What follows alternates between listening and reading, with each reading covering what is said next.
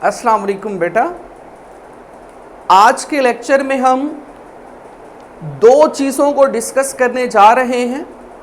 सबसे पहले जो हमने प्रीवियस लेक्चर में कैपेसिटर की चार्जिंग और डिस्चार्जिंग को समझा, उसके रेलेवेंट कुछ इम्पॉर्टेंट एमसीक्यू, और दूसरे पोर्शन में हमने एग्जाम्पल नंबर 12.6 जो कि आप लोगों के एनुअल एग्ज़ाम का बहुत इम्पॉर्टेंट शॉर्ट क्वेश्चन है, उसको समझेंगे। सबसे पहले हम कैपेसिटर की चार्जिंग और डिस्चार्जिंग के रेलेवेंट इम्पॉर्टेंट एमसीक्यू को समझ लेते हैं। देखिएगा बेटा, ये आपके सामने ग्राफ मौजूद है कैपेसिटर की चार्जिंग का, ये ग्राफ मौजूद है कैपेसिटर की डिस्चार्जिंग का। इन दोनों की डिटेल मैं प्रीवियस लेक्चर में दे चुका हूं। अब सबसे पहले इसके रेलेवेंट इंपॉर्टेंट एमसीक्यू की तरफ मूव करते हुए हमें चार्जिंग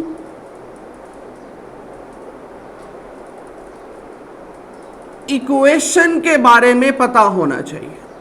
कैपेसिटर की चार्जिंग की इक्वेशन, जिसमें Q is equal to Q naught 1 minus e to raise power minus t over RC आएगा।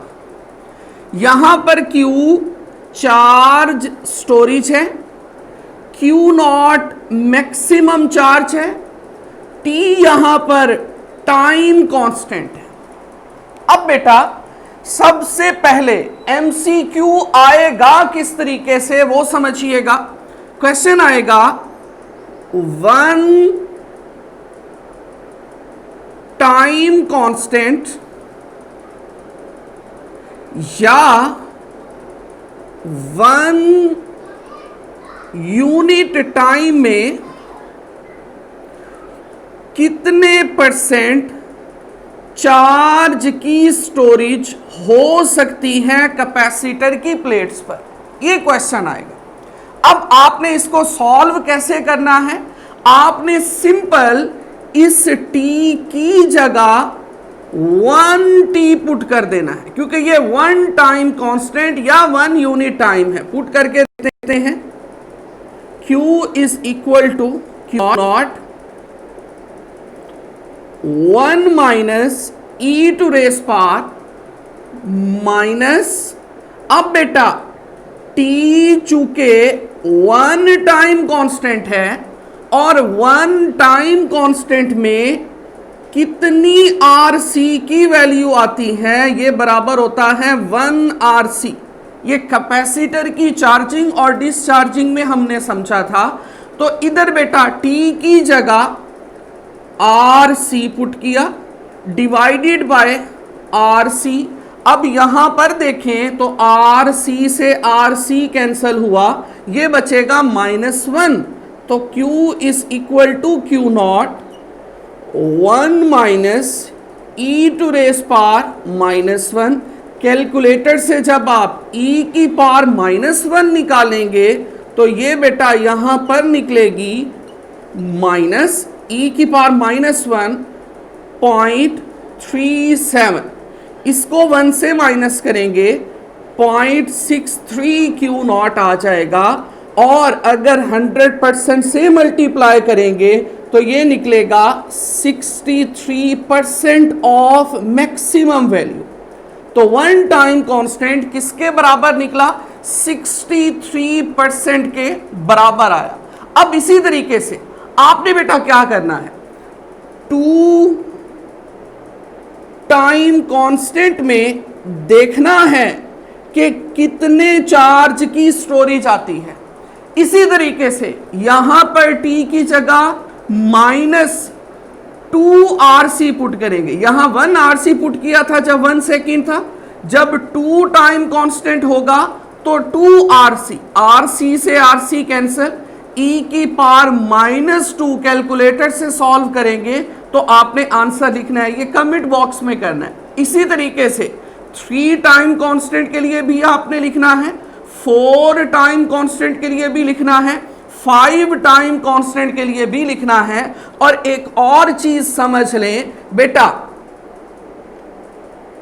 when time constant is equal to infinite, then Q is equal to Q naught, तब capacitor maximum charge होगा। Maximum charge होने के लिए कितना time चाहिए? Infinite time चाहिए। ये बेटा आप लोगों ने इसके रेलेवेंट पहला MCQ का पोर्शन समझ लिया। अब दूसरे पर आते हैं। देखिएगा बेटा, अगर हम इस Q और T ग्राफ की स्लोप निकालें, बेटा सबसे पहले आपको पता है स्लोप बराबर होती है change in y over change in x।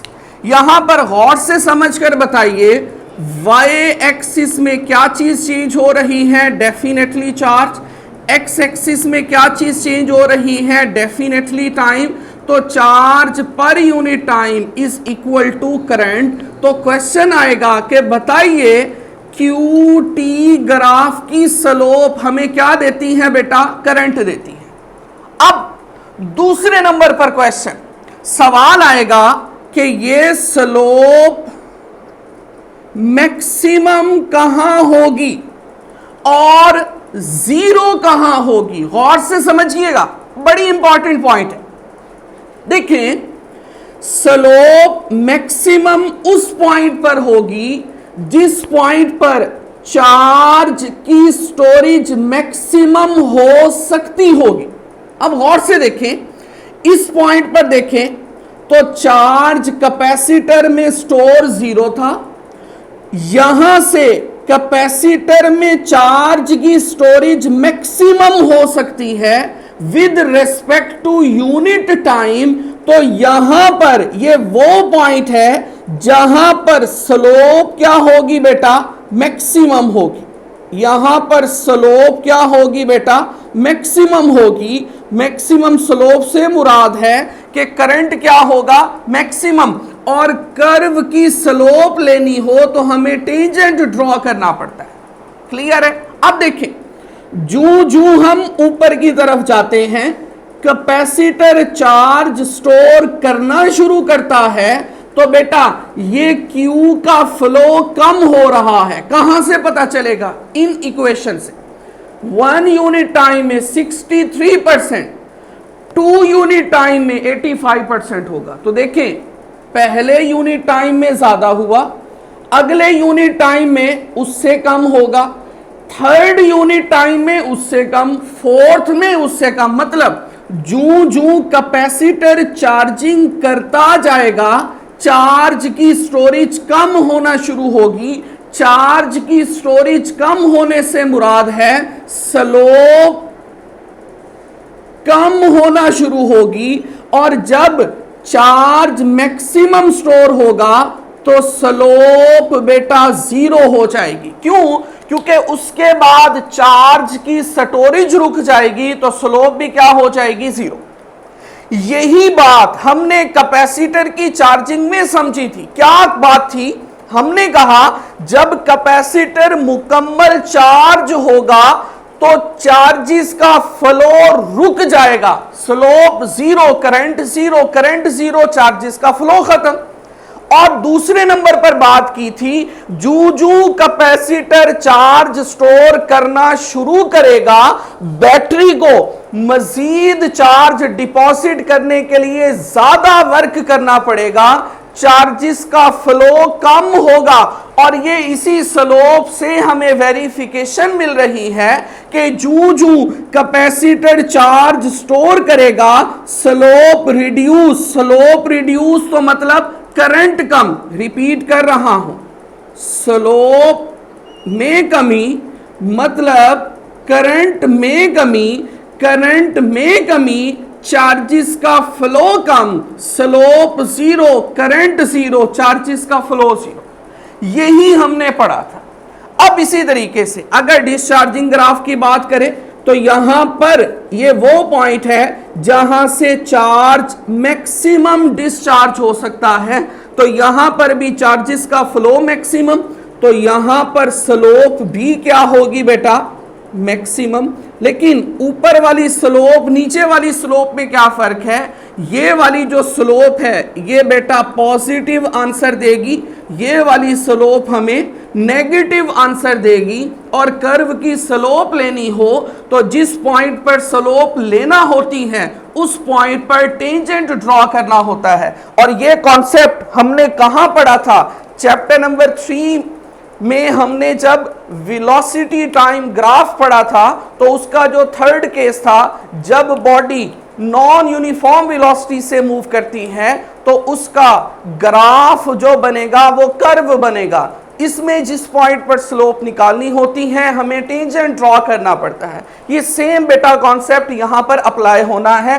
इसकी स्लोप यहां पर मैक्सिमम, इसकी यहां मैक्सिमम, लेकिन ये मैक्सिमम पॉजिटिव, ये मैक्सिमम नेगेटिव। ये बेटा कुछ इंपॉर्टेंट एमसीक्यू थे जो आपने समझने हैं। इसके बाद हमें बेटा मजीद पढ़ना पड़ता है कैपेसिटर का बिहेवियर ऑल्टरनेटिंग करंट में कैसा होता है, कैपेसिटर का बिहेवियर डायरेक्ट करंट में कैसा होता है।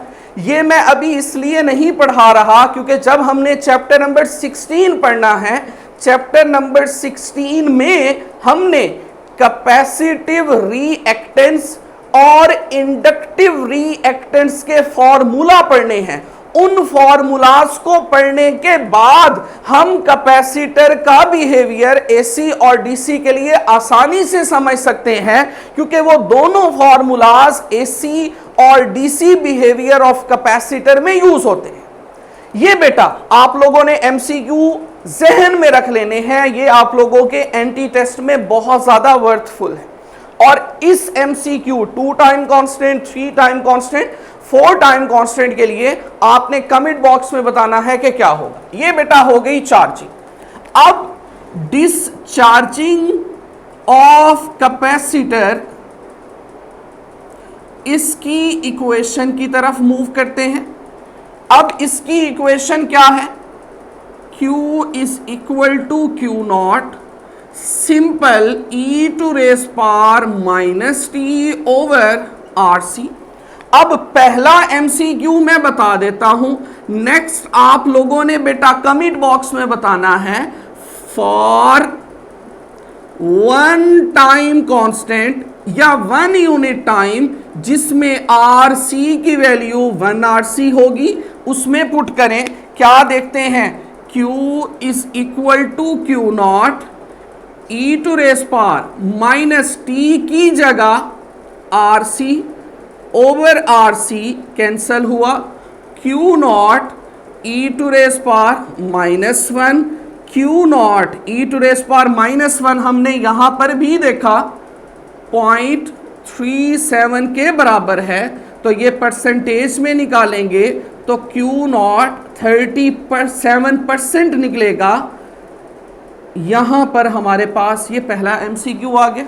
अब बेटा इसका मतलब क्या है, इसका मतलब ये कैपेसिटर 63% तक डिस्चार्ज हुआ और रिमेनिंग कितना बचा, 37%। इसी तरीके से 2 टाइम कांस्टेंट में देखना है कितने परसेंट बचेगा, 3 टाइम कांस्टेंट में आपने कमेंट बॉक्स में बताना है कि अगर टाइम कांस्टेंट 2 RC होगा तो Q कितने परसेंट होगा, और अगर टाइम कांस्टेंट 3 RC होगा तो Q कितने परसेंट तक रिमेनिंग रहेगा कैपेसिटर की प्लेट्स पर, ये आपने बेटा कमेंट बॉक्स में बताना है। ये हमारे कैपेसिटर की चार्जिंग और डिस्चार्जिंग से रेलेवेंट इंपॉर्टेंट पॉइंट्स और एमसीक्यूज थे। अब हम बेटा अपने शॉर्ट क्वेश्चन की तरफ मूव करते हैं, और ये आपके एनुअल एग्जाम का बहुत ही ज्यादा इंपॉर्टेंट शॉर्ट क्वेश्चन है। क्वेश्चन है कि show that product of resistance and capacitance is equal to time constant, या ओहम मतलब रेजिस्टेंस का यूनिट, फेरिड मतलब कैपेसिटेंस का यूनिट, ये बराबर होगा सेकंड, मतलब टाइम के यूनिट के। अब हम बेटा सिंपल से इसके सॉल्यूशन की तरफ चलते हैं। अब आपने दो इक्वेशन का सहारा लेना है। पहली इक्वेशन जिसमें रेजिस्टेंस आएगा, दूसरी इक्वेशन जिसमें कैपेसिटेंस आएगी। और रेजिस्टेंस हमने सबसे पहले ओहम्स लॉ में इंट्रोड्यूस की थी, इंट्रोड्यूस देखी थी। तो यहां पर अकॉर्डिंग टू ओहम्स लॉ बताइएगा क्या होता है। V is equal to I R, यहां से I को डिवाइड करें इधर, तो V over I is equal to R। अब फर्दर मोर करंट किसके बराबर होता है, चार्ज पर यूनिट टाइम। अब इसकी वैल्यू यहां पर पुट करें तो बनेगा V ओवर I की जगह चार्ज पर यूनिट टाइम। अब बटे का बटा ऊपर जाकर ज़रब खाएगा, ये बनेगा V cross T over Q is equal to R। Equation number 1 कर लें। ये हमारे पास रेजिस्टेंस आ गई। अब कैपेसिटर की जो बेसिक इक्वेशन है जिसमें चार्ज और वोल्टेज के दरमियान में रिलेशन था, वहां से हमें कैपेसिटेंस मिली थी।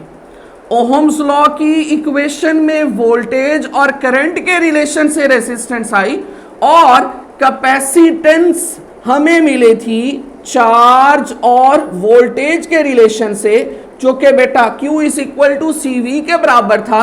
C चाहिए, V को लाकर डिवाइड करें तो Q over V is equal to C। Equation number 2। अब क्या करते हैं, 1 और 2 को आपस में मल्टीप्लाई करते हैं। यहां पर देखें मल्टीप्लाई इक्वेशन 1 एंड 2। क्या तरतीब होगी बेटा, लेफ्ट साइड से, राइट साइड से। सबसे पहले लेफ्ट को लेफ्ट से मल्टीप्लाई करें तो R मल्टीप्लाई होगा C से। इसके बाद इसकी बेटा लेफ्ट साइड और इसकी लेफ्ट साइड मल्टीप्लाई करें तो ये बराबर होगी V cross T divided by Q। अब कैपेसिटेंस की Q डिवाइडेड बाय V। यहां पर देखें कैंसिलेशन किसकी होती है, V से V, Q से Q, तो R C किसके बराबर होगा, T के।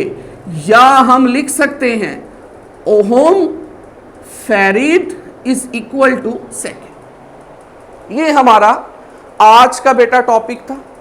आपने इन MCQs की प्रैक्टिस करके लाजमी बताना है कमेंट बॉक्स में कि क्या आंसर आता है।